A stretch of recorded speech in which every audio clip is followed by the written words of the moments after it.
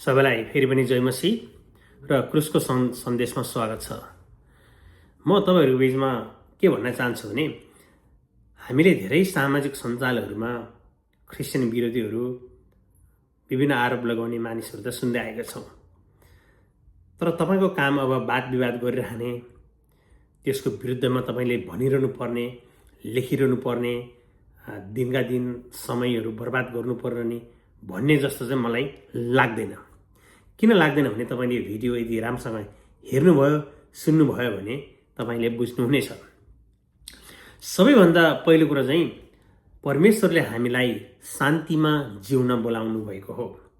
हामी झगडालु होइन, सोशल मिडियामा ब्याकफायर गर्नलाई, कमेन्ट हुने नहुने कुरा गर्नलाई होइन, तर शान्तिमा र प्रेममा जिउनलाई बोलाएकाहरू हौं। रोमी 12 अध्यायको 18 पदले भन्छ, तिमीहरूको तर्फबाट सम्भव भएसम्म सबै मानिसहरूसँग शान्तिमा बस। तपाई सुन्दै जानुस्। किन यो भनेको हो भने तपाई र मेरो वाद विवादले कहिले पनि उत्तर ल्याउँदैनन्। तर अब सुन्दै गर्नुस् कि वाद विवादले होइन, मानिसलाई प्रेमले परिवर्तन गर्न सक्दछ। त्यही कारणले प्रभुले भन्छ शत्रुलाई पनि प्रेम गर भनेको कारण त्यो हो। ख्रीष्टको सन्देशले अथवा ख्रीष्टको प्रेमले हृदय परिवर्तन गर्छन्।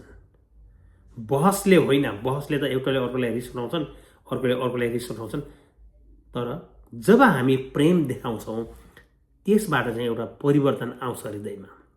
पहिलो कोरिन्थी 13को 1ले भन्दछ, यदि ममा प्रेम छैन अथवा म बिना प्रेममा बोल्छु भने म केवल घण्टी मात्र हुँ, अथवा टिङ टिङ बज्ने घण्टी छ नि, एउटा घण्टी मात्र हुँ भनेर चाहिँ पहिलो कोरिन्थी 13 अध्यायको 1 पदले भन्दछ। त्यो प्रेमको सम्बन्धमा त्यहाँ चाहिँ यदि हामीमा प्रेम छैन, हामीसँग बोल्ने स्किलहरू मात्रै छ भने त्यो एउटा घण्टी मात्र हो, आवाज मात्रै दिइरहन्छन्। याद गर्नुहोस्, ख्रीष्टले बदला होइन, प्रेम गर्न सिकाउनु भयो। येशू प्रभुले शत्रुलाई पनि प्रेम गर्नुपर्छ भन्ने सन्देश तपाईलाई मलाई दिनुभएको छ। मत्ती 5 अध्यायको 44 पदमा यसरी लेखेको छ, तिमीहरूका शत्रुहरूलाई प्रेम गर र तिमीहरूलाई सताउनेहरूका निम्ति प्रार्थना गर भनेर ख्रीष्ट येशूले तपाईँ र मलाई सिकाउनु भएको छ। अनि अर्को छ के छ भन्नु होला भने परमेश्वरको सेवा धैर्य र नम्रतापूर्वक गर्नुपर्छ। आरोप गर्नेहरूप्रति, आरोप लगाउनेहरूमाथि पनि नम्रता देखाएर सुसमाचार प्रस्तुत गर्न सक्नुपर्छ। दोस्रो तिमोथी 2 अध्यायको 24 पदले यसरी भन्दछ, प्रभुको सेवक झगडालु अथवा झगडा गर्ने हुनु हुँदैन, तर सबैप्रति नम्र हुनुपर्छ। झगडा गर्दै गयो भने के हुन्छ होइन, सक्नुहुन्न, झगडा नगर्नुहोस्, नम्र हुनुहोस्। यहाँ त झगडाको विषयमा हामी हेऱ्यौँ भने यहाँ कति घटनाहरू आउँछन् होइन। प्रभुले कहिले पनि झगडा गर्नलाई बोलाउनु भएको होइन तपाईँलाई।